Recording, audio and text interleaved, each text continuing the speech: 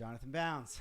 Kalen, thank you for having me on the Kalen cast. I'm like grateful and honored to be here. It's the very first episode. It's very exciting. It's going to be a lot of fun. It is. I'm already feeling, I've done a lot of remote podcasts, right? Where you're doing Google Hangouts. Yeah. And one of the reasons I was so excited about this is because there's something different about being there in person and just all the like ranting, just all the conversation that you have. And, it's so much better than just having you on a Google Hangout. Yeah. It feels different. It's completely different. Yeah. It's not only just the lag, like you can't, it's hard to go back and forth because there's a 2-second lag. It's just like, so I'm really excited about this. And, you are going to go down in history. It's something. The very first guest. And it's great. We already get to talk for like a half an hour. We had to let's kick it off. I think it's been almost a full hour, and I don't even care because it's 11:06. Yeah, there's a lot to cover, even after we that. We have all the time.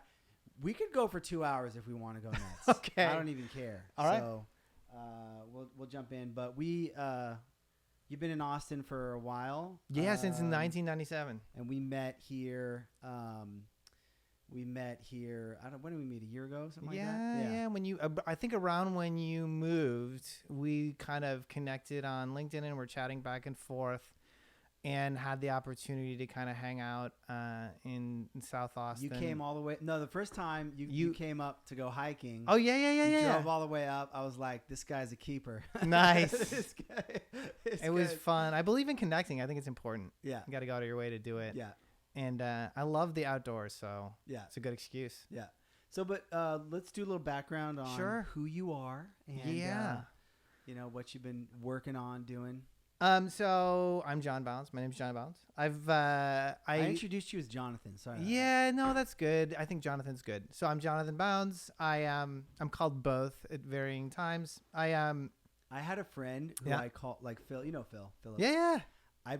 There's this whole joke because I called him Phil for like 2 years. Yeah. And then he was like, it's Philip, not Phil. Look, and it's just this whole you gotta call me Phil. Anyway. Yeah. I think I probably should be more particular about it, and I'm just not. So I'll answer to both. Your either's fine. So then you're not that like clear on which one you want. Yeah. I just kind of leave it up to whoever's using it, and I probably should be more specific about it. But I'm Jonathan Bownds, and I moved to Austin. Grew up in Madison, Wisconsin, in the sort of beatific Midwest, and did a bunch of computer stuff as a kid. But early on in high school and college, really kind of focused on science and philosophy, and got an undergraduate degree in neuroscience. And I was pretty sure I was going to go to graduate school and do science stuff before I moved to Austin. My family is from Austin, and so I came here after undergrad to spend time with my family, and Austin will just suck you in. I fell in love, right? And it was incredible. And it was right around the .com sort of boom, like 97, 98. And so people were like hiring if you wanted to even learn something. They'd be, well, we'll pay you to take classes. I was like, I just finished paying to take classes. So I did some time at Dell, which most people in Austin have done, where they paid me to take classes on Linux system administration. And at the same time that I was doing that, I read The Cathedral and the Bazaar and Hacker's Manifesto and Eric Raymond stuff. And I kind of fell in love with open source as a way of creating software and as a sort of ideology, because the most software was closed, and the idea that you could get a lot further by collaborating, it just resonated with me. Because I'm sort of an academic at heart, so I was like, let's share this information. Did you ever think about doing the whole PhD route? You said so for sure, before I took a year off, I was in a lab. Okay. And I had been published, and I knew what I was going to do. I was going to work on the hippocampus and a particular part of the brain. Yeah. So the hippocampus has a lot to do with formation of long-term memory. This is really. Remember, I told you, remind me of my buddy Jonathan. Yeah. He studied. He did all sorts of stuff with brain scans and stuff like that. Yeah. He went to in college. In Caltech. Yeah. Very cool. Yeah. Anyway, so. That's wild. But you were in a lab and you were I was really lucky to get to work in a lab with Thomas Atula in Madison, Wisconsin, and do work on how seizures impact sort of the formation of memory and what role the hippocampus plays in that. It sounds kind of nerdy, but I just was really interested in sort of the practical application of understanding that physiology. And, that stuff is used medically to help folks who have Alzheimer's. And like, I was on a path, right? And I spent some time even doing work overseas with some research partners there in and around London on one of the studies we were working on. I was really proud of it. I thought it was cool work. My grandparents, though, in Austin were at the point where they were probably going to move like into an assisted care facility. My dad was a professor at the UW-Madison at that point in time, and there wasn't a ton of bandwidth for him to leave. I was like, well, I got a year off. I'm going to go hang out with my grandparents. You can't do it later, right? Right. And see what Austin's like, because Austin's pretty cool. Everybody loves Austin. Yeah, and like the plan was absolutely to go back and then just pick right back up and do grad school in Madison, Wisconsin. Right. And after a year, I just ended up really kind of falling for Austin, enjoying it, and working with open source stuff, like doing Linux support at Dell, and then going to like hire.com. There were a lot of .coms, and there was a lot of desire for like Linux system administration and stuff. Yeah.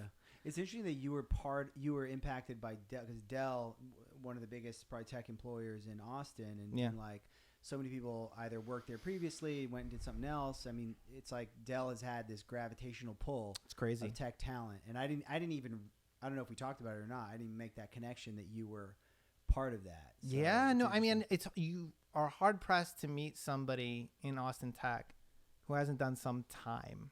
Right.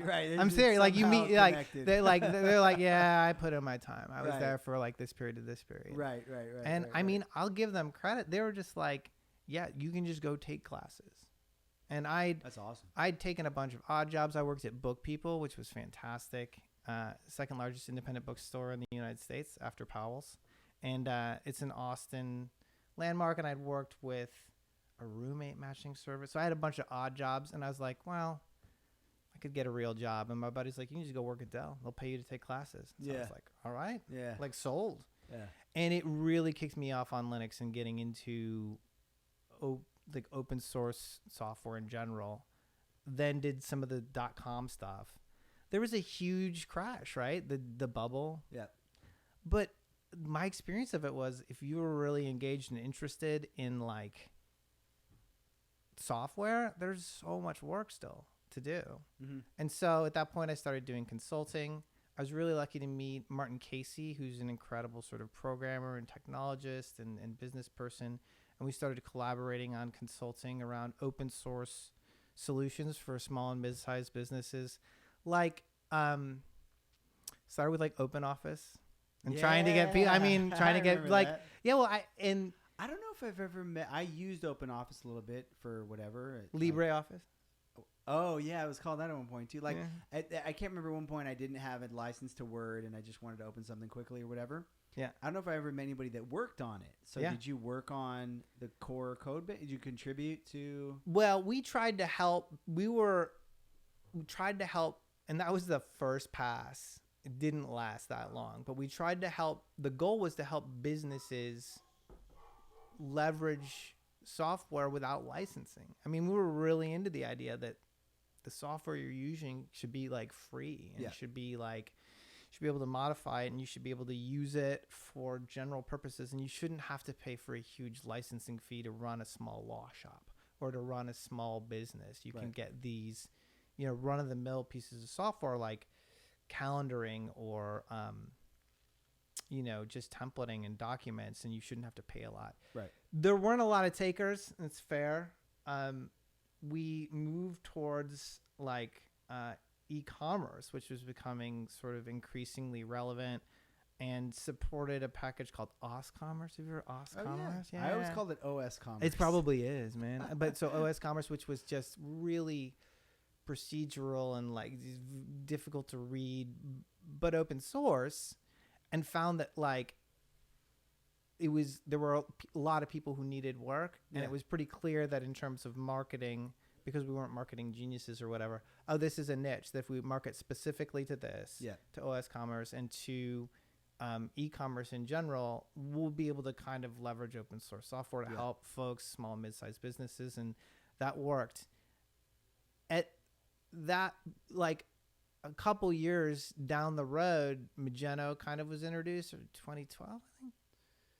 Sounds right. Yeah. I always forget the dates. 2011, 2012, and it was just clearly such a radical improvement over OS commerce that we're like, let's migrate our existing customers who are doing e-commerce to Magento and index on that, because it's clearly better organized, more stable, has legs, and pick the right horse. We're really lucky to kind of choose to work with Magento, and for the next kind of 10 years, like, grew a business around it. It was really an exciting time. We were lucky to be a gold partner with Magento as an agency, and like grew our business, had some, local developers and project managers and some folks in Argentina as well. Shout out to Matias Palacios, who I still talk to almost every day, and just have an incredible team there, and do it for about a decade.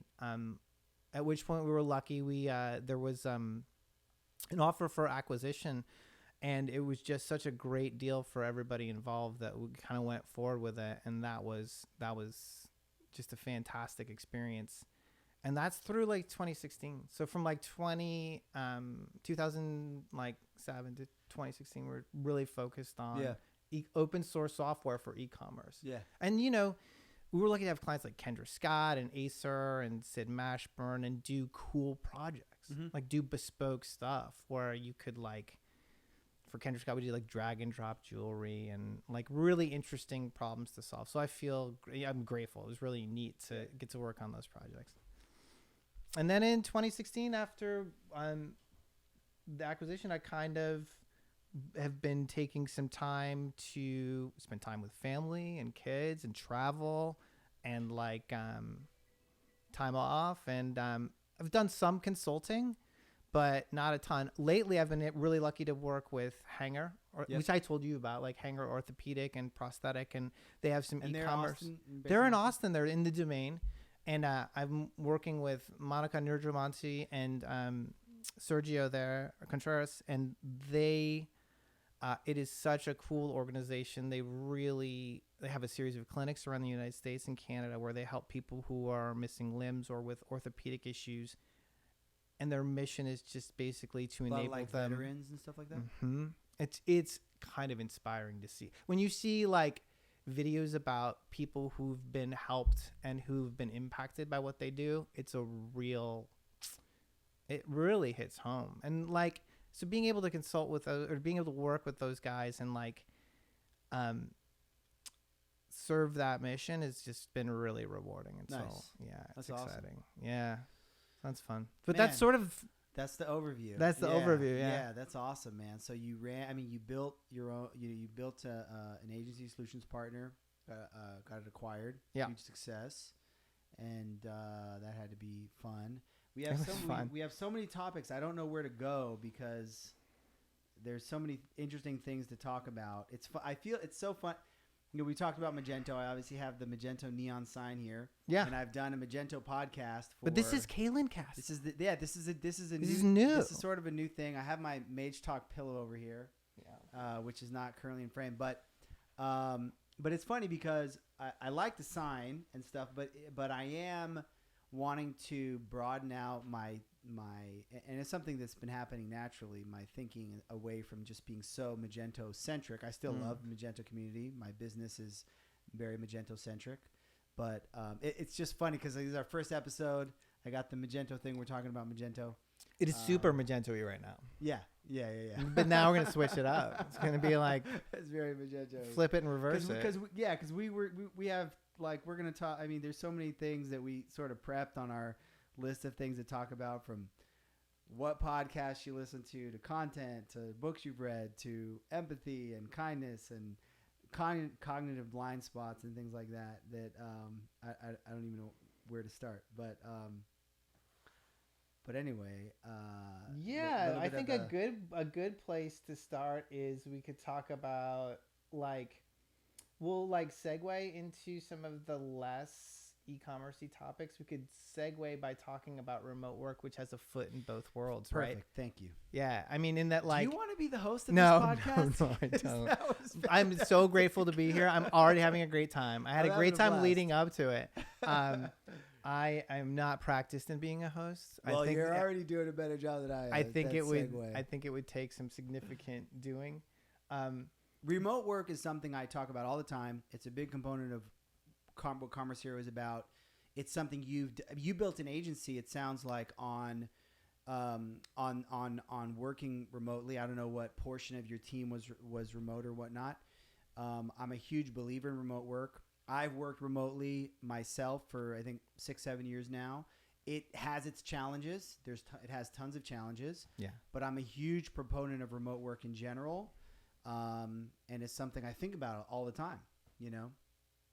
And I also, being non-remote to people is also great, right? Like we're not doing this remotely. I talked about that in the beginning. Yep.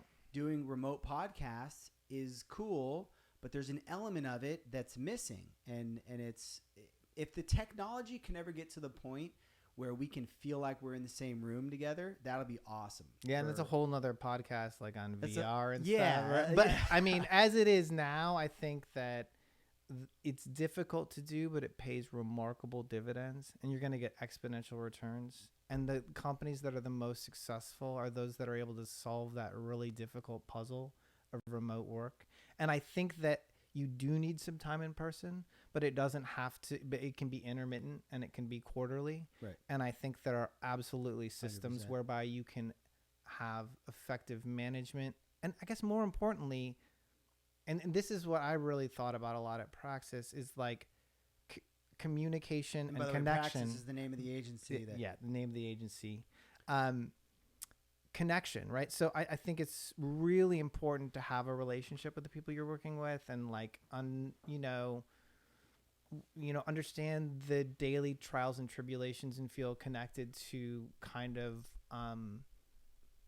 what your lives are like inside and outside of work, and have a feeling for what you're dealing with as humans, right? When you're working on projects together. And so we made an effort to spend time together and also like support events in Argentina and then in Austin and then like meet at Imagine, but index on connecting outside of just work related problems. And I think that like, no names, but I've seen a lot of structures for remote work that are basically throwing work over to the wall. Totally. And waiting for it to come back. And then I'll also say this, like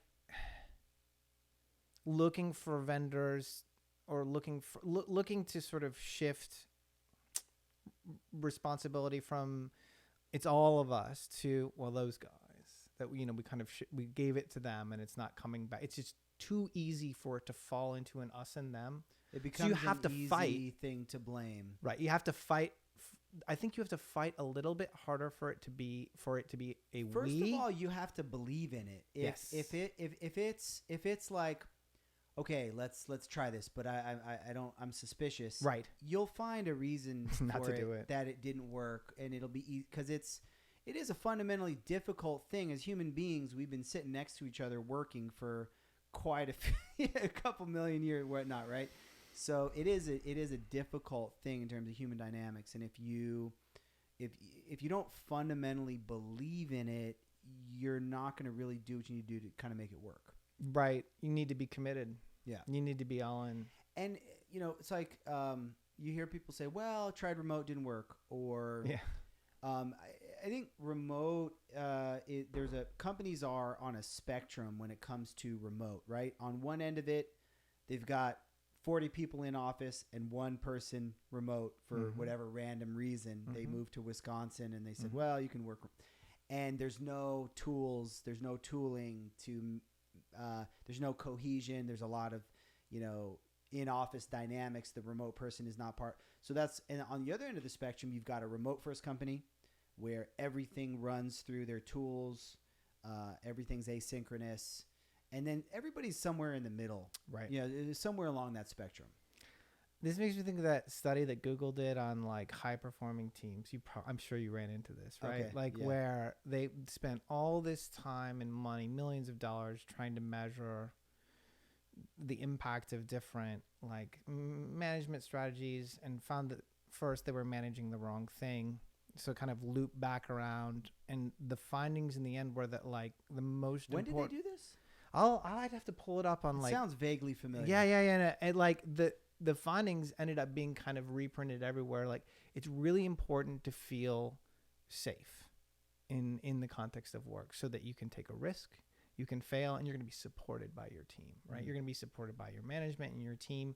And I think to that end, having remote workers in a successful capacity is about, can you create an environment where people feel safe? They feel safe to take risks. They feel safe, like they like their job, they like their folks. And it's harder to do that, to create that kind of, I guess, almost emotionally safe context without physical immediacy, right? It's possible and it's totally doable. But I also think it's not what people are driven to immediately. They don't immediately think intuitively, oh, I'll need to create a safe space. That should be my first priority. Or an environment where workers really feel safe. And I think if you come from that perspective where you're indexing on like creating a sense of, comfort and safety, that you're going to get fantastic results, you're going to get fantastic workers, and you're going to get fantastic kind of work. Yeah. And so, we tried to do that as a function of spending time outside of work together, even in terms of like video chat and stuff. Right. But that's the needle that I think needs to get threaded. That's the problem that needs to get solved. And it's hard. And I don't have like a quick, then you could just do this. Yep. And that problem is solved. Yeah. It's a complicated problem to solve. There a big, another component when you're thinking about emotionally, how do we feel is, do you feel connected to your team? Do you some of the companies I know that are the most successful are like their Slack chat it's fun. Yep. It's you have a question, you post it, you get great answers from people. Right? Yep. Like if you're stuck, you can get unstuck. You go, oh my gosh, my coworker is brilliant. Like they helped me get unstuck on this particular problem. And they're just it's like an exciting like. They're just, the Slack is popping. No, totally. And like you can search and find just super germane information, and it's like better than email, and like you can really use it as a reference point. And then I think almost as importantly, there are like channels that are totally irrelevant but also fun that create relevant. A sense. Those are the most relevant. The irrelevant ones are the most where it's just. I had this Slack chat and had a buddy who was from South Africa, and he created a channel called Murica. I love it, dude. He was from South Africa, but he loves America. Yeah. He loves country music. Yeah. It was like the strangest thing. And he would just post links to country music songs and like random American things, and that was like my favorite. We need to put like a Zapier connector in there and have like all the Twitter like Florida Man posts route directly into that channel. You know what I'm talking about? That account, the Florida Man. Like it's like the crazy stuff that happens in America, specifically in Florida and Texas too. I mean, I think they compete with each other for like the most absurd. Florida Man. I mean, I know the Florida Man meme, but is there a specific Twitter account? Pull it up, man. It's pretty. It's interesting. I want to know, what was the most recent Florida Man tweet? Let's see if we can find it. Florida Man. Is it _ Florida Man?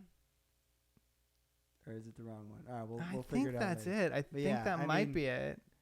But it's basically a collection of news stories of things that have been sort of... Yeah, the latest one is related to Mueller on March 23rd. Anyways. But yeah, it's so important to have fun. Yeah.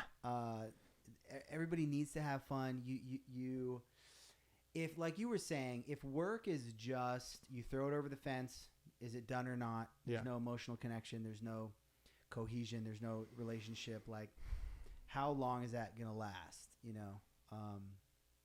And I think that if you have a shared experience outside of work, even in a channel where you guys have a shared joke, or a shared series of like interests, it allows you to pull in the same direction.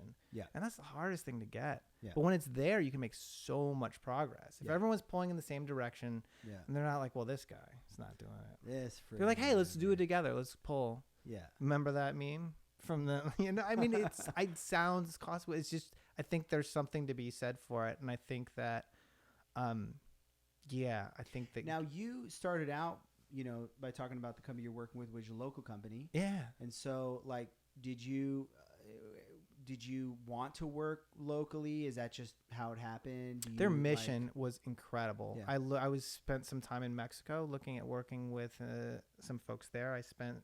I traveled some different spots in the United States to look at different folks in terms of who did e-commerce like stuff. Yeah. And I spent some time looking at Hanger, and I felt like they were doing really good work. Mission-driven work. Yeah. And it's a crazy story. They've been around 150 years. They started immediately after the Civil War. There's this guy, J.G. Hanger, who they claim created the first prosthetic. Back in the day, everybody's name was like 2 initials. I know, right? It's like an old-timey name. Yeah.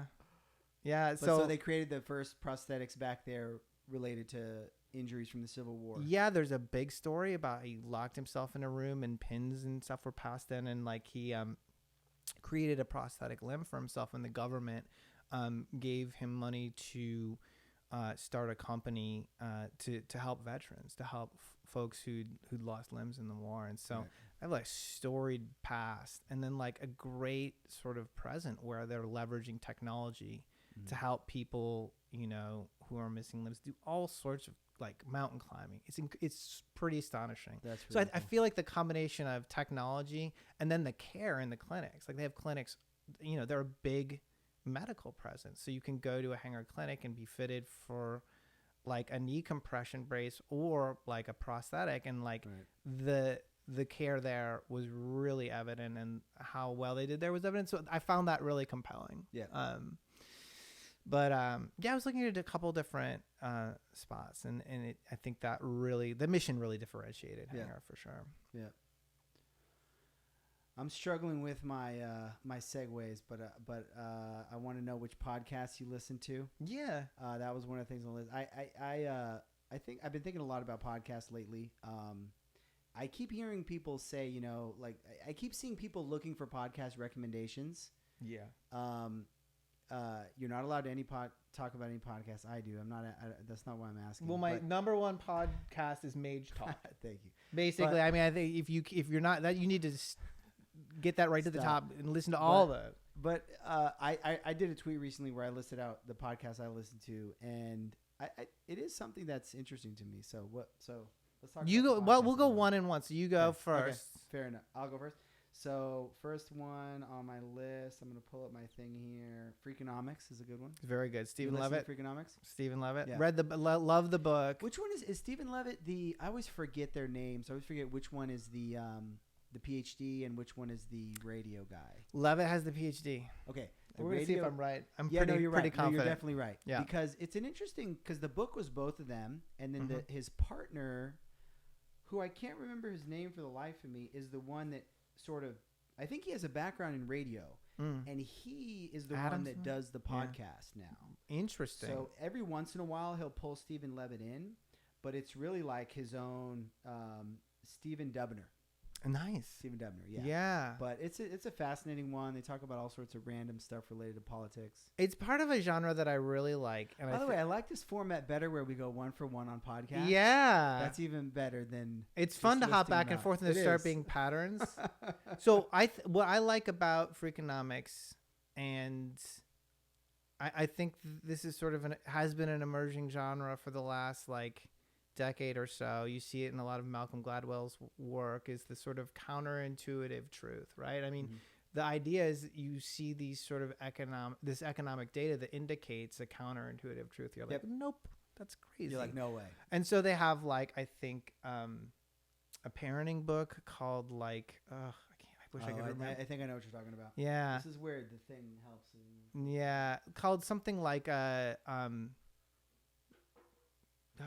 but Freakonomics for parenting.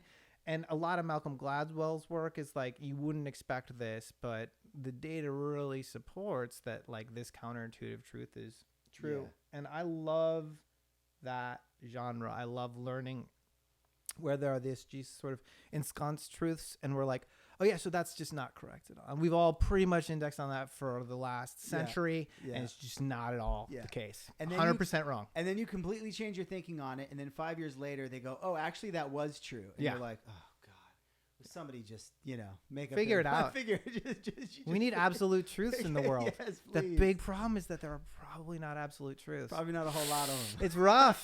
It would be nice. It would make things a lot easier. Yeah. Right? Which brings us to Sam Harris. Yeah. So my lack first podcast, of absolute truths. Yeah. He's a prominent atheist. Yeah, he's a prominent atheist. But I think I came to know him as a neuroscientist, right? I mean, as a... That's interesting. So the guys I loved reading in college were it's like... It's also funny how we bucket people. Yeah. You always want to bucket somebody into one category. Sure. Right? You know what I mean? Yeah. And I mean, it is a really contentious position. And so I think it's a really easy bucket to put him in. Yeah. But I think he's more of a... I mean, so I came to know him before he rose to prominence and he did get a lot of attention for like Letter to a Christian Nation and all this stuff. That was a little bit, a little harsh. What I like about Harris's podcast is that I think he's intellectually responsible, that he cares, that he wants to make the world a better place, and that fundamentally he's moral, and he really wants to bring a sort of a rational viewpoint to morality and to making the world a better place. So he's tackling a lot of hard problems, right? And talking with a lot of really interesting guests and trying to do a good job of being moral and making sort of changes outside of even the context of religion or a religion.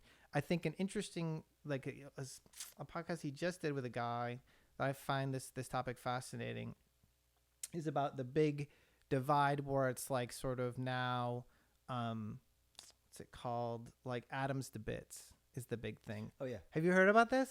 I mean, I've heard the discussion around atoms versus bits, generally speaking. Right. So where we used to create physical things that create waste and environmental issues, a lot of them are virtual now, right? And so the consumptive nature of it and the fact that it's kind of dinging the planet up a little bit is becoming, we're able to address that at least in part by utilizing technology to, for example, store music as bits as opposed to a physical thing. Right? I mean, that's just an example, right? The plastic ends up in the ocean, and exactly. And so one of the most recent podcasts was a fellow who had written a book about this, and I wish I could remember his name. I don't, but it was a great dialogue on, what is this phenomenon, and like, can we count on it to kind of really start reversing things or helping us out? And another thing I like about Harris is he's not Pollyanna-ish. He'll be like, well, this could do a lot.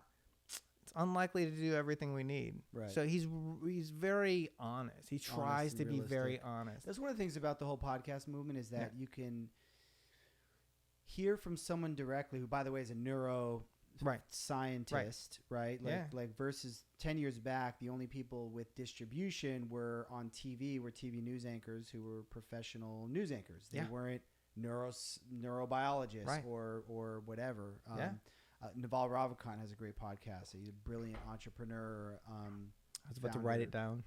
I can't wait. And and so that's an interesting, and also, this thing where people can just be, honest. People have they're less incentivized, right? You look at the news industry. News is heavily incentivized by who their advertisers are. So pharmaceutical industry, all that kind of stuff, right? So in his model is a subscription model. Which he has a diatribe. I got several things on that topic, actually. I mean, he has a diatribe about this. Actually, God bless him, it's a little boring. But like, he has a diatribe. That's the one thing about him is he can be very slow. I mean, he's brilliant. He's really smart. He's so it's like he's so smart that like it's just like it can be hard. It can be hard to listen to him, but you feel like you come away from it with smarter. Something. Yeah. Basically, yeah. Yeah. So I enjoy his stuff, and I think there's value there. I like it. Yeah. The whole subscription model thing is fascinating. I saw a tweet yesterday that blew my mind on the topic of subscription content. I also talked recently about the Spotify acquisition of Gimlet. You listen to any Gimlet podcasts? I haven't. Tell me about it. Have you heard, Alex Bloomberg? Yes. So do you know about Gimlet at all? No. Startup? Okay, so Alex Bloomberg, he was with NPR, I think, and he had done podcasts and whatnot. And so he started, there's a podcast called Startup where he documented his process of creating a company that's a podcast production company. So he documented the whole process from his first VC pitch, which by the way was horrible, and all the way up to getting funding. And so he created this company to where they decided on the name Gimlet, and they created this company, and now they've done over like 100 shows, and they were acquired by Spotify.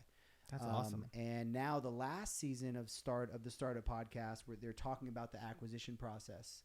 And I think about what is Spotify going to do in the podcast space. Will they bring a subscription model? I think will be interesting to look at, because they essentially have, for music, if you don't pay, you get ads. And if you do pay, you get no ads. And I think that would be probably a good model for podcasts as well. I mean, I'd love to pay a subscription for it, right? I mean, I pay a subscription for the New York Times. I think that, independent journalism. So I really like that you brought up, there's a certain kind of authenticity and honesty and a willingness to cover like disparate topics. Right. And I mean, that has been missing. Yeah. It has, because we're incentivized financially to be like, elevators in malls are killing 30,000 people a year. It's news story at 8. You need to be scared of elevators. Like, that's going to sell. People are going to like really, and then somebody's going to write a book about elevators. Right? I mean, so like that, there can be an economic incentive and people and a desire, incentives, right? Fundamentally. Absolutely.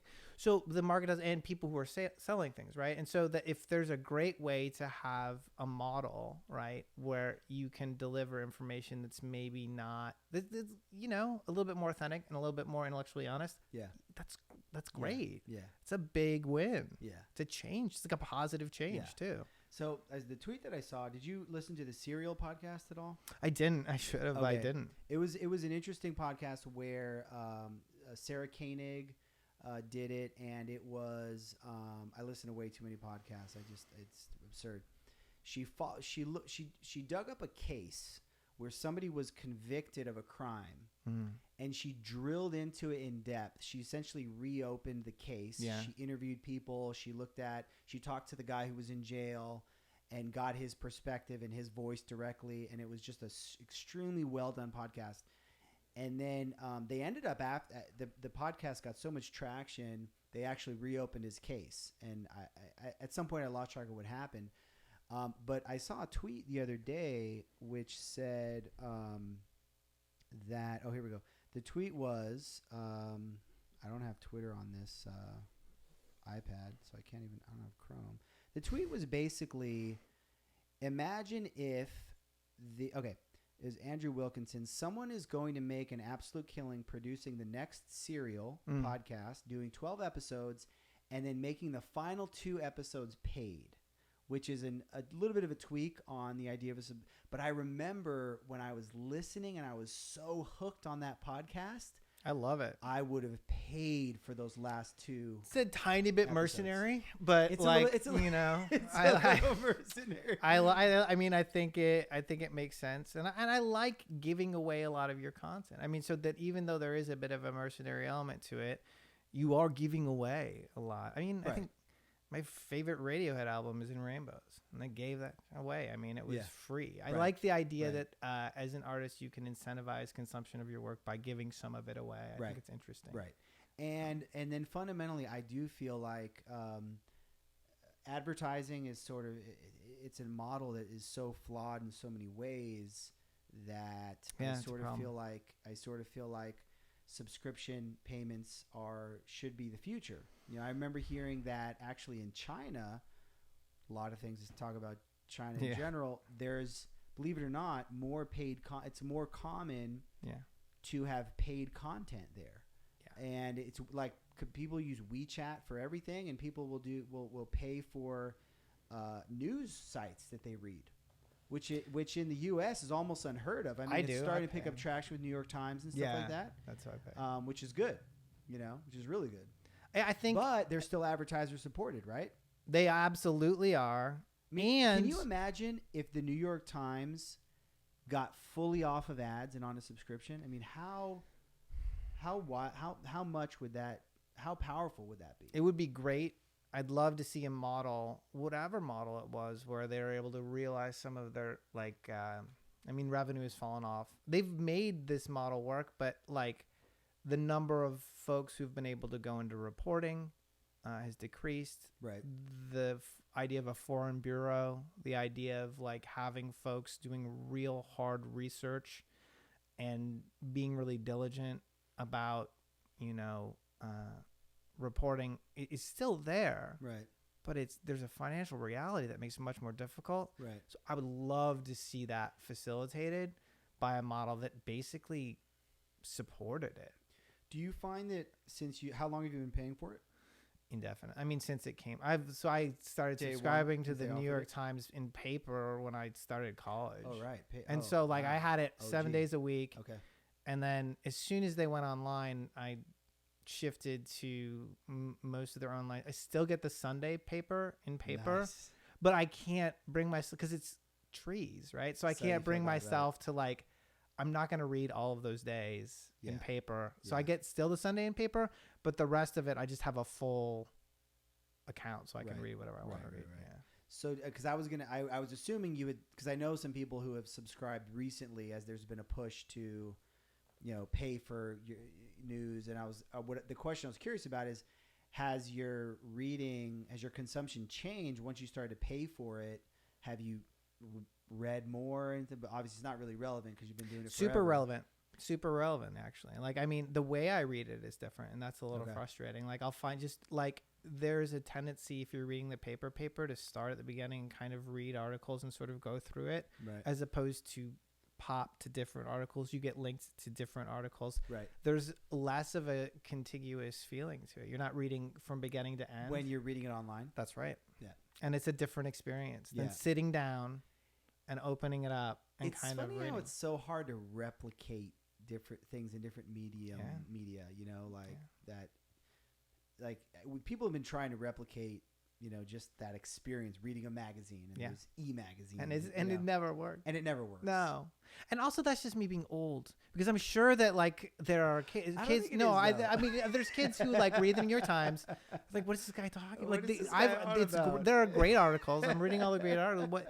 You have to open it and go page to page. Yeah. What is that about? It's funny because there's a print magazine called Mage that was recently launched. That's kind of genius, dude. It's kind of cool by a guy in Poland, I think Poland, named Lucas, and it's really well done. I would love to have a copy of it. They give it out at conferences, so I got to get a copy of it. Yeah. But I saw the PDF version, and it's really well done. Great illustration. They got a bunch of great people, Ben Marks, Joshua Warren. Oh man, great content. Incredible. Did a really good job of it, and I want to have the actual print copy of it. Yeah, well, they're gonna send you one now. Well, I feel like it's gonna happen. Maybe it'll happen. On the topic of authenticity and how podcasts and the model for compensation allow for that, the second podcast I like is sort of. So it's called Armchair Expert, and have you heard of this? I've heard of it. I feel like I've heard about it multiple times. It's interesting. I don't know if it's for everybody. There's this guy, Dax Shepard, who's married to Christian Bell or whatever, and he's just sort of remarkably authentic and willing to discuss pretty much everything, so that even though the discussions, and he had Sam Harris on, right? So he has, in some of my other favorite authors, like Yuval Harari, who wrote Sapiens and Homo Deus. He's really interested in sort of following these books and ideas. And so that's what hooked me in. Dax Shepard is interested in those? Yeah. Okay. So that's what hooked me in. I was like, I want to hear these interviews with these guys. I think I Googled podcast Yuval to see if I could find him speaking on podcasts. Right. Started listening to it, and it was a compelling podcast. But what kept me going on it was just absolutely willing to kind of not look good in the podcast, or just very authentic, very honest. And as a function of that, having really great discussions that were much more real, that were much more like about maybe the human condition, like what we're all experiencing, as opposed to like, you know, what's the next big thing or what's the top, like, you know, what's it like to be a person in the world for you now? And so I kind of dug into that and I listened to most of them and I'd recommend it. I mean, I think there's a lot to take away. There's a lot to take away from it. So I enjoyed that one. Another great thing about podcasts, and we talked about how people are bucketed, right? So Dax Shepard is an actor. He's a celebrity, right? A celebrity and an actor. So you'd think to yourself, and a funny guy, kind of a comedian, and you think, oh, he's like, you know, Joe Rogan podcast. He's a comedian. He's a whatever. Right. He's a bro. He's a bro. But it's like, you can be more than one thing. You can. Right? Yeah. Like, you're allowed to, as a human being, be more than one thing. And in fact, it's very likely that you are. Yeah. In fact, it's very extremely likely that you're more than one thing. And it's probably unhealthy not to try to just be one thing. Yeah. I mean, I think there's a place for, I've talked a little bit about, you know, my Magento podcast and this new thing. And it's like, there's a place for specialization. Sure. And that's important. And that's powerful and from a business perspective. But there's also a place for like, and we were talking a little bit about content before we started doing this. And sometimes I think about, well, what type of content should I put out? Should we talk about podcasts or should we just talk about e-commerce? And, you know, I think that everybody in e-commerce is interested in movies and actors and politics on some level. What it is to be a person in the world. What it is to be a human being. So, like, on some level, it's like, hey, put out there whatever is real to you. And yeah, if you can target stuff that's more relevant to people, that's great too. But, like, you can be more than one thing. You can be a funny comedian and interview Sam Harris and talk about serious things, talk about meditation. Meditation is one of our things on our list. Sam Harris. I remember when I listened to his podcast for a while. Yeah. And then I was like, God, I want to resubscribe at some point. Yeah. But he launched a meditation. I cherry pick it. Yeah. So I mean. And he launched a meditation app, right? And I remember when I first learned, he's been heavy into meditation for decades, right? Mm-hmm. Like a long, like meditation is getting more popular. There's apps like Calm and Headspace. And there's Muse. I use it every day. I use it this morning. So it's kind of a trend. We actually really got to talk about that. There's kind of a trend, but like Homeboy has been in it for like a long time. I think he also does martial arts, to do Brazilian Jiu-Jitsu. But so it's like, it's fascinating. But on the topic of meditation, we've talked about that before. And you did that and you really like the Muse.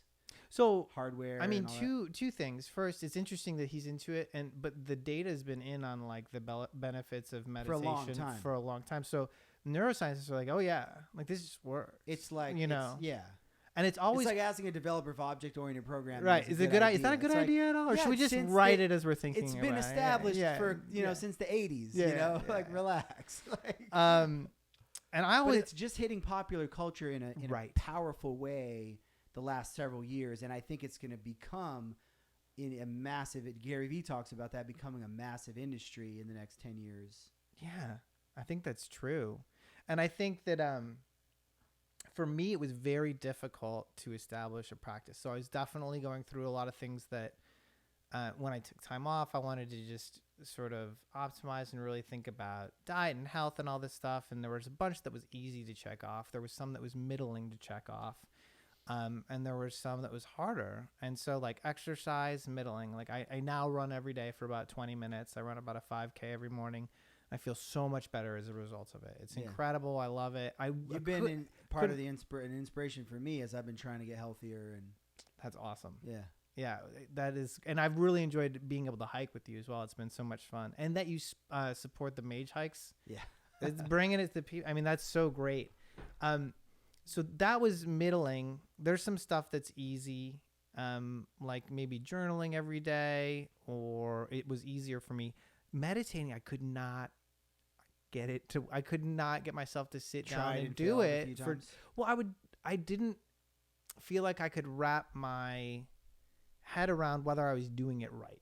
whether I was there are all these benefits. The data's there. It's totally clear. Right. But I'm assuming you have to do it away. You're 3 minutes into your 10 minutes. Yeah. I'm like, what? What's going on?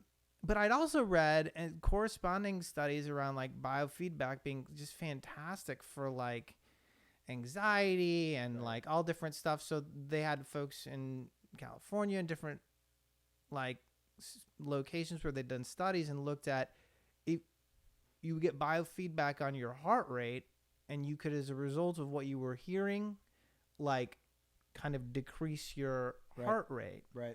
But you had that cue coming in that allowed you to understand when your heart rate was going up or down. Right. So I saw this thing online called Muse, which looks at EEG from you put it on your head. It's like a little band. It's like hooks into your brain. It hooks into your brain, straight up hooks into your brain. It's like they're probes that go through your ears. No, they're not.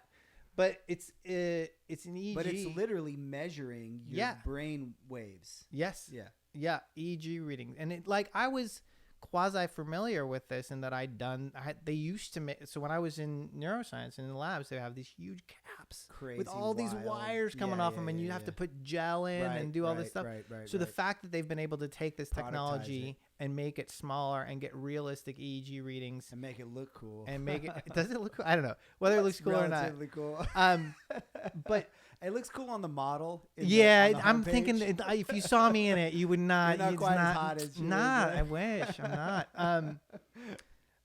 But getting that it checks your heart rate, checks your EEG, and checks a couple other like skin capacitance, and like gives you feedback in the form of like rain in a rainforest or whatever. And so when you can tell like when you're kind of harried and you're looking around, it's a sort of thundering rain and there's a lot of noise. And then as you're able to calm down and slow your heart rate, it slowly goes away. That's such an amazing user experience, it sounds like. Well, it sounds so cool. The thing that was interesting to me was I wasn't always aware of when I was getting wound up or being calm. So having that as a cue allowed me to check that one off because I didn't know. I wasn't getting feedback. That's half the battle is you're not aware of your sort of mental state, right? And like the whole thing of meditation is to sort of observe your mental state a little bit as an outside observer and not try to change it immediately, or that every thought that comes to your mind is necessarily you. It's just a thought that went through your head and you're somewhere else observing those thoughts, kind of a thing, right? Yeah, you get to be an observer, pull back and see it happening as opposed to thinking that it's sort of happening to you and you're in the middle of it. Right.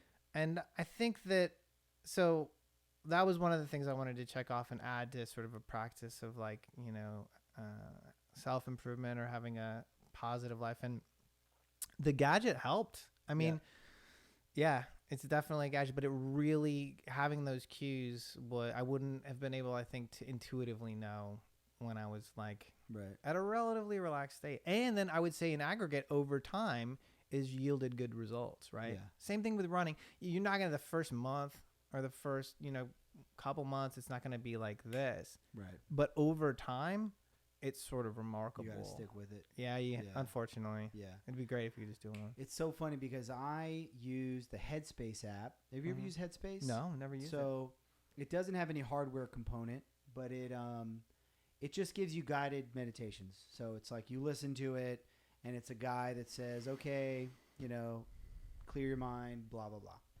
And there's a free version.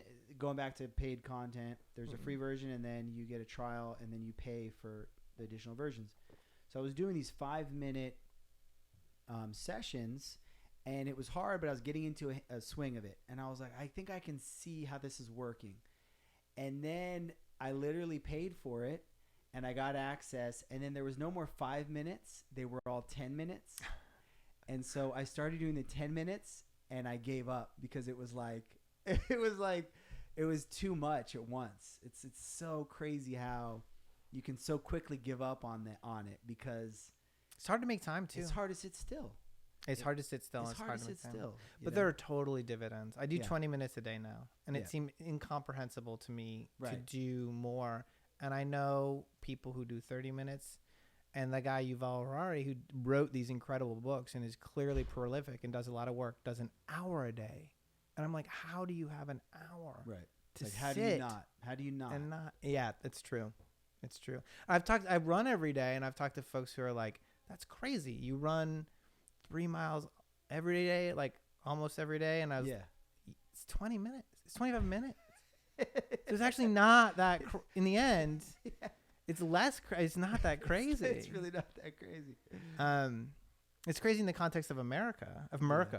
But like, I think in the end, it's actually super beneficial. And I would say like we talked about cornerstone habits before too. We got to get into this. So I mean, I think we're starting to improve our segues a little bit. Yeah, it's coming together real quick.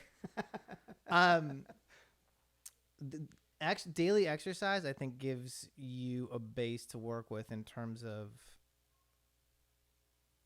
your capacity to be like non-reactive, your capacity to be present. Like if you've got, I found this list of benefits from like the FDA of exercise, and we should find it online or whatever, but it's crazy. Like you wouldn't believe it. If you saw these bullet points attributed to like a pill, you'd be like, right.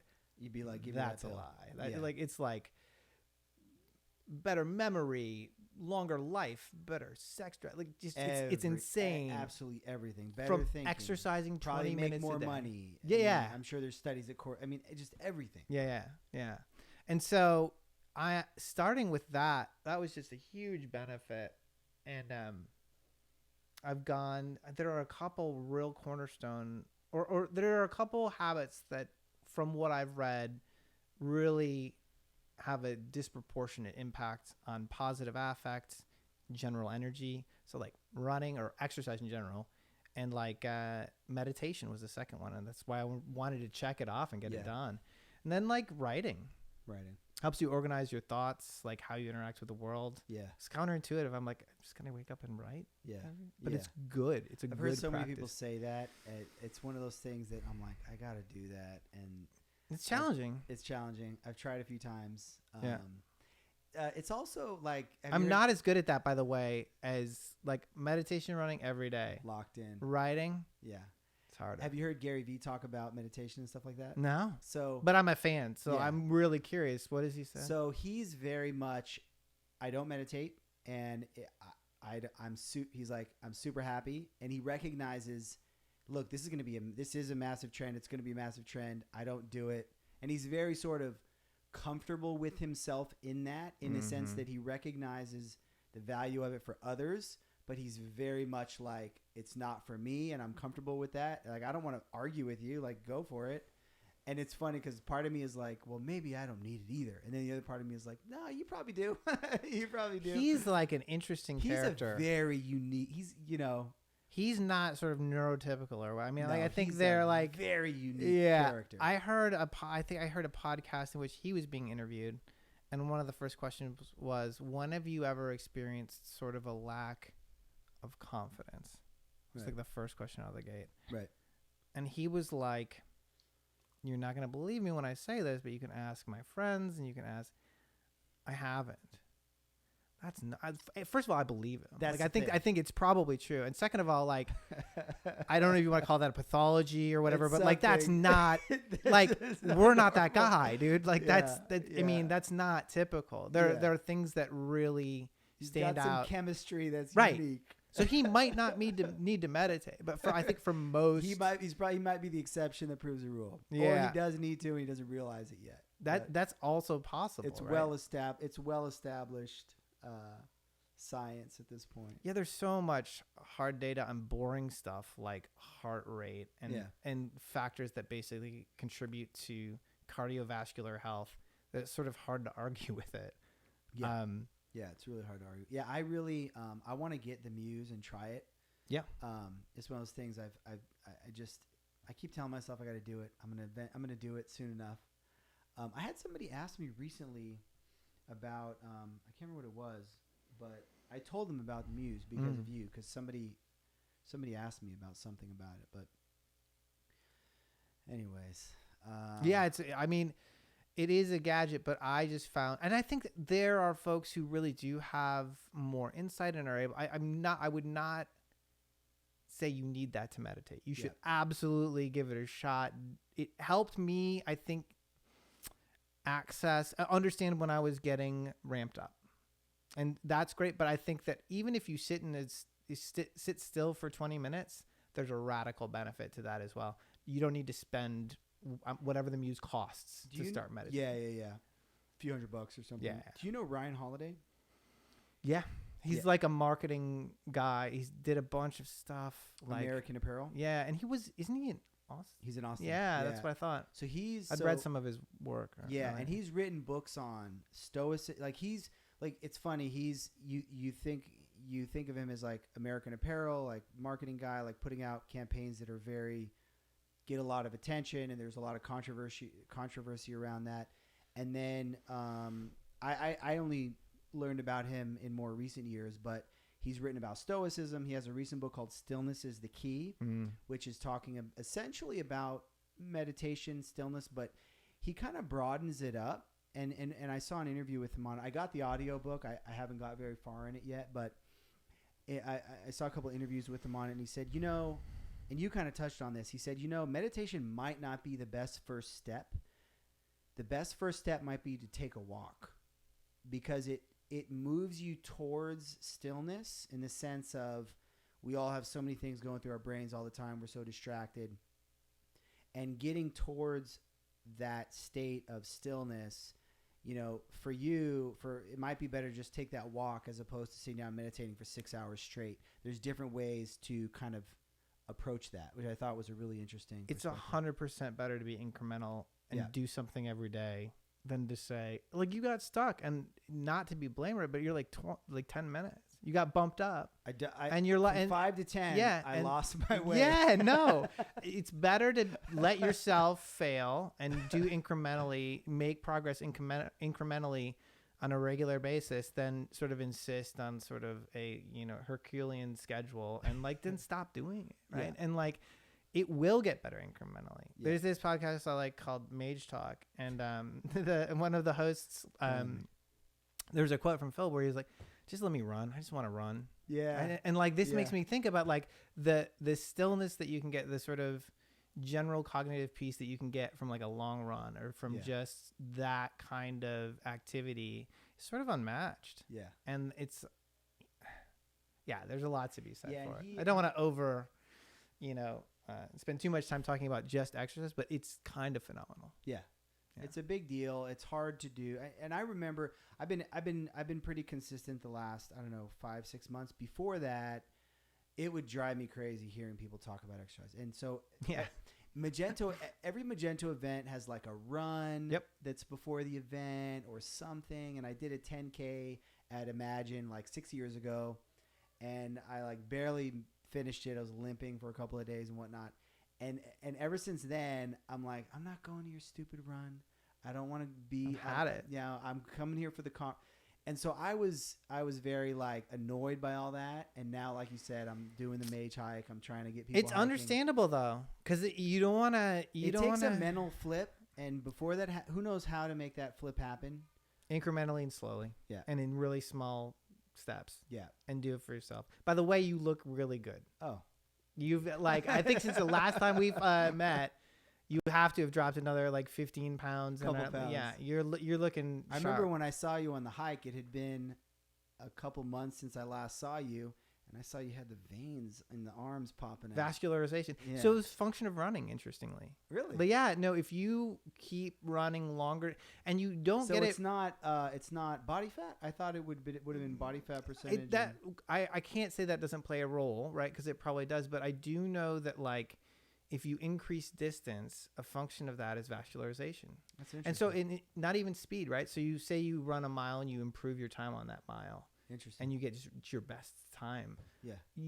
It doesn't have that same impact, where if you start running 3, then 6, then having a long run where you run 10 miles, increased vascularization, so you get more blood to your extremities. It's it's good. Yeah. Right? Yeah. So that's awesome.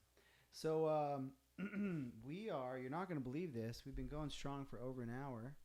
But we could keep going.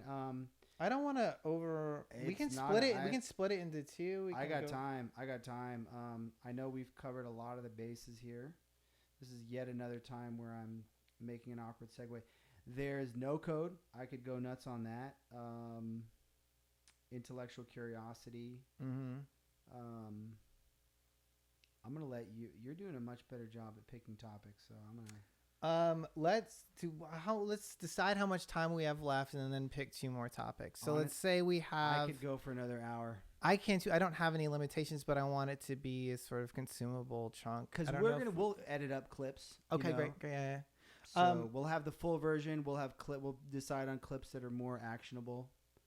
So let's do Nocode, and then let's do cognitive blind spots, because I think that's going to end up eating up some time. Perfect. Yeah. So I've been interested in Nocode, and we talked a little bit about this beforehand. I've been messing around with Airtable and Webflow and different things. I don't know how relevant this is for us to talk about, but it's just something that I've been thinking about a lot lately. So it's super interesting, and I really like when we were talking before the podcast began. You got a little excited. I think that it's the idea of getting things to market quickly, the idea of being able to iterate quickly without sacrificing user experience is a really compelling idea. And as a programmer, and we talked about this, the idea of no code or WYSIWYG just immediately wins, because I'm like, I'm gonna have to fix it. Something is gonna go wrong. That's WYSIWYG is a joke to developers, and it has been for about 10 years. You know. Yeah. So I come to it with a little bit of skepticism, but I think that if you can provide a fantastic, and we were able to look at, this great example of a fantastic user experience where you can iterate and get to market quickly, that is just so compelling. Yeah. Right. I mean, I think that's a really good example or argument for no code in terms of different platforms. One interesting thing, you talked about Airtable, and there were some other platforms. I wonder if there are methodologies around implementing no-code platforms that could be generalized. I mean, because as we both know, as we talked about, if it's wrong, it's wrong. But then these guys really, what you kind of showed me, these folks really got it right, and you're able to go. I wonder if there's a way that they've implemented that could be generalized. Yeah. It's hard to say, but. Yeah, I mean, there's a lot of different approaches that, as I've looked at the different tools, there's a lot of different approaches at how to slice the problem down and what functionality to give you and things like that. And there's a number of different tools. I'm still trying to wrap my head around all the different tools, but yeah, it's interesting. I also think about Shopify, for example. I mean, I was again so Magento centric for so long, and I've more recently been trying to say hey, Shopify does a lot of great stuff. Don't be so antagonistic, and so that's something I've been thinking about as a platform that makes it easier to get things done with less code. I don't know. Absolutely. They solve a lot of really distinct problems really well. Right. I mean, Shopify has a niche. Big commerce. I mean, absolutely. And they're an Austin company too. Yeah. And so, I mean, I think there's really something to be said for solving a problem for a set of customers in an excellent way that provides them real value and a great user experience. And clearly Shopify has done a fantastic job of that. Right. So. Yeah.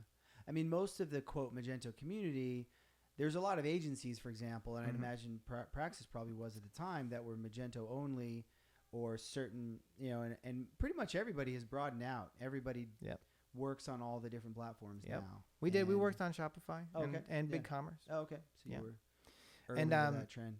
Yeah, and a lot of the work up earlier on was mostly design work, right? UI and templating stuff. But it's become the case that it's and I haven't touched Shopify in a while, so I don't want to pretend to speak for their current technical state or BigCommerce myself either. I'm just, Well, but more and more you're able to think about business logic as well as presentation logic. Yeah. And so you're able to do more elaborate things and really solve business problems. Right. And they should get credit for that. Right. I mean, that's adding value for the customer. Yeah. So,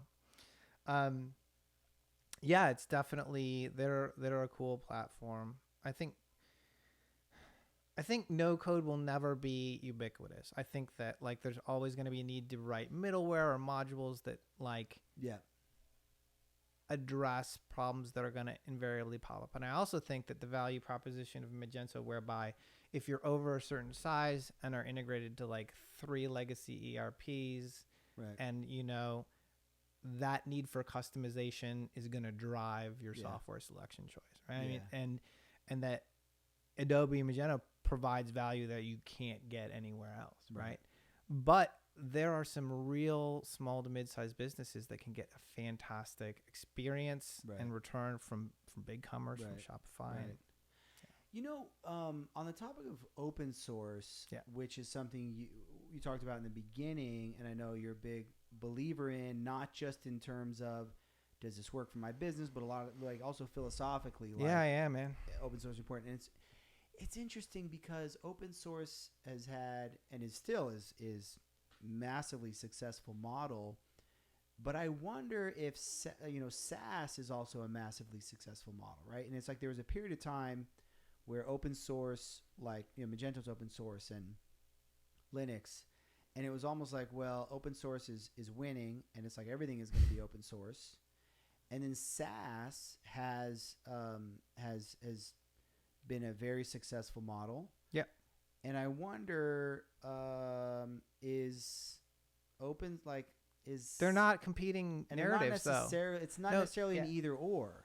It could be a both. It could be a both and. It's literally both, right? Because a lot of SaaS solutions are leveraging open source libraries under the hood. Right. They're not violating the GPL. Right. Do you know what I mean? They're contributing that You're stuff allowed back. to sell on top of. They're selling a subscription to an online service. That's absolutely. It's almost great, right? Because it's funding. It's a way you can monetize open source software, which has been a challenge, right? Like Shopify probably contributes to open source. I can't think of anything offhand. I'm sure they do. I wish I could think off the top of my head, but let's talk about Elk Stack.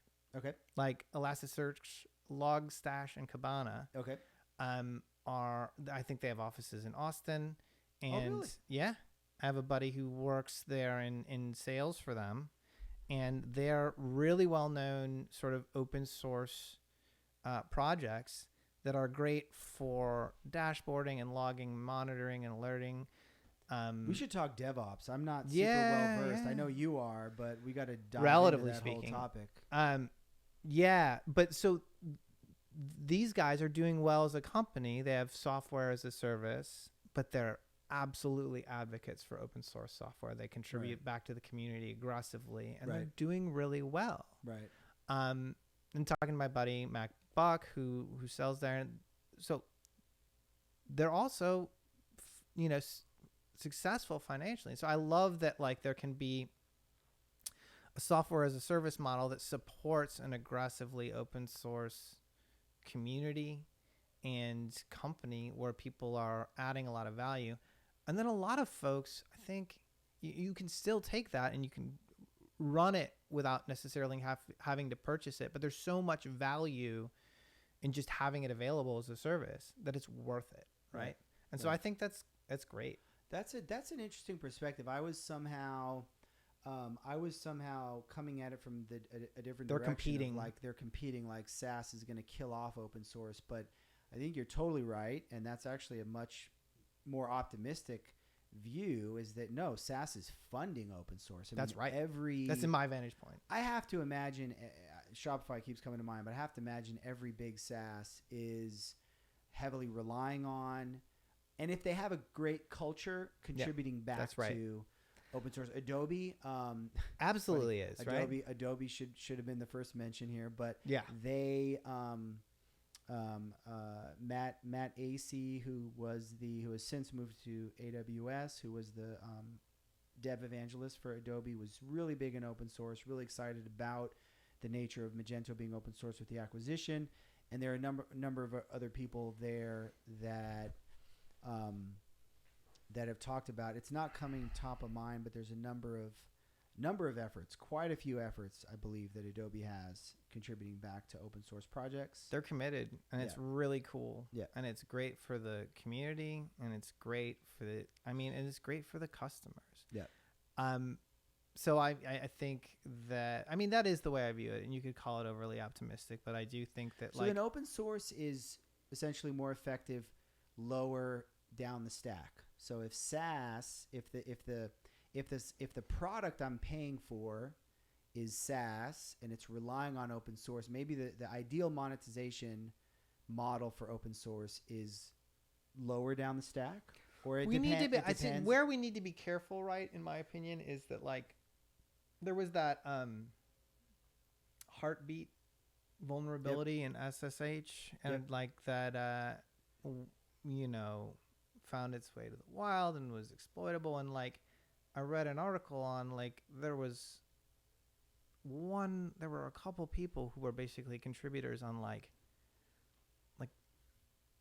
that binary, and who are kind of maintaining that open source binary that basically secures all packets that are moving between everything. Yep. They were understaffed. They weren't paid well enough, in my opinion. I think that we need to be careful that in terms of so Elk Stack, that stuff does reporting. The smallest constituent parts of the operating system, and Red Hat does a good job of this too, right? Thinking about making sure there's a lot of support for the kernel and stuff, but making sure that we're responsible about contributing to packages that make the products secure and safe to use, and we don't kind of overlook them and take them for granted. So I think there are a lot of open source projects that are able to be funded as a function of software as a service, or get funding from foundations. For the life of me, can't remember. I think there's an open source foundation that basically provides grants for folks who are working on stuff. And I think that just businesses need to be careful, and I know Adobe does this, and just make sure that there are contributions, and these folks who are doing this really important work are supported. I think financially, and in terms of giving them a voice, Right. So, but I do think that overall you're seeing, I don't know, I think that software as a service provides a really great vector for enabling open source development. And I think a lot of products are predicated on really open source software. What isn't? That's the thing. Right? That's the thing. That's what gets me. What's not running on a... Right. Right. We're recording this on OBS, which is open broadcast software. So, yeah. So I completely forgot about this. Not in the doc, but DevOps, Magento. I don't know if we want to talk at all about Magento Cloud. We should want to talk about any of the opportunities, any opportunities to improve DevOps specific to Magento. We can also skip that entirely. I think that that's such a big conversation that I'm hesitant to. That's a part two? That's a part two for sure. Sounds good. And I have a lot to say, but I want to also, I think it's a part two, because I think it's a big talk. Fair enough. We had talked about discussing blind spots. I've been fascinated. So this year I've been fascinated with a theme that I feel like I've run into, where we talked about Freakonomics. Steven Pinker wrote a book called Enlightenment Now. This guy Yuval Harari wrote a couple books called Sapiens and Homo Deus. Blew my mind. Yeah. But there's this theme where a lot of folks are like, hey, it seems like you're running the show and everything you do is super intentional, but probably a lot of your decisions are sort of subliminal to some degree. Oh, okay. People are getting a lot better at figuring out how, to sort of influence you and what you're doing and the choices you're making. And so it's more important now than ever to be just really intentional about your decisions and thinking about what you're doing. And this dovetails to meditation. This is a lot of what Yuval talks about, but that we have these blind spots, like sort of cognitive biases, and I think we've all heard of them. Like, so for example, confirmation bias. You're going to think you're right. And you're going to search for evidence. Right. Well, just to just call out what confirmation bias is, people have a demonstrable tendency that's really well documented, and there's a ton of data on it, to come to a conclusion and then search for evidence that supports that conclusion. Right. Even if they get like evidence, pretty strong evidence that contradicts that first thought. Right. It's confirmation bias, right? Right. And so I've been really interested in like, that's a blind spot. What are our blind spots, and how can we establish habits? Like, you can establish habits like running and meditating. How can we establish like good habits that sort of like counteract those like known bugs, right? It's like known bugs. Right. It's like known issues in our software. Yeah. See, honestly, kind of is, right? That's sort of how I look at it. And I remember looking up a Wikipedia of cognitive biases and looking at it, and there's like a bunch of them. And there are. And some of them and then others you're like, surprised. Oh, yeah, what is that? Ambiguity effect. What the heck is that? And there's a lot of them. Yeah, there are a lot of bugs. Yeah. But I mean, I think not unlike open source software. Yeah. Yeah. So, I mean, I think an interesting example that I want to quiz you on some of these. There's so many cognitive biases. Oh, and I can't claim to like understand all of them really well. I'm sort of personally trying to go through the big ones and see if I can establish good habits to correct. Yeah. I think a lot of folks like Gary Vee or whatever have been able to sort of Peter Thiel. Their advantage is literally that they're sort of correcting for some of this stuff. Either as a function of just like they're built differently, or intentionally correcting for this bug. And that's a pet theory, but I think that like these are like, if you, for example, the recent, so gambling, people gamble a ton, right? Yeah. And they spend a lot of money on it. It doesn't ever make sense. No. Like there's no, never. Like, and you'll meet people you'll meet a lot of people like, look, at blackjack, I can win. I have a plan, and And then you go, so what happened last time? And they go, well, I lost a little bit. Yeah. I lost a little bit. But the time before that, I did. Let me tell you about this one time. I was in Vegas, and then also like I knew a guy. And this guy, so like you would think, man, this never works, and the math is in on it, like it's demonstrably like you're not going to win, and billions, probably more. I mean, not trillions, I guess, but like billions and billions of dollars spent a year on gambling, lottery tickets, stuff. That's a bug. It's kind of a bug. And so it's like we're not great at math in that sense, or evaluating. We're not great at being objective, right? And rational when presented with objective evidence, Well, and I would almost say here we know what it is, right? With gambling, we know from Skinner, B.F. Skinner, who is a psychologist, that a random reinforcement schedule will potentiate a behavior predictably, right? Right. And that what is gambling? It's a random reinforcement. And they worked that. They found the bug, and they just ran with it. It's almost immoral, right? I mean, it's almost, but. So and then you get into discussing capitalism. But there's it is regulated in certain ways. In other ways, it's not. And the lottery, a lot of that goes to like property taxes and stuff. So and that stuff was all illegal until like lottery was like called running the numbers, and it was illegal. And then the government was like, "Oh yeah, we'll do that. Yeah, that's legal now. Yeah, that's legal."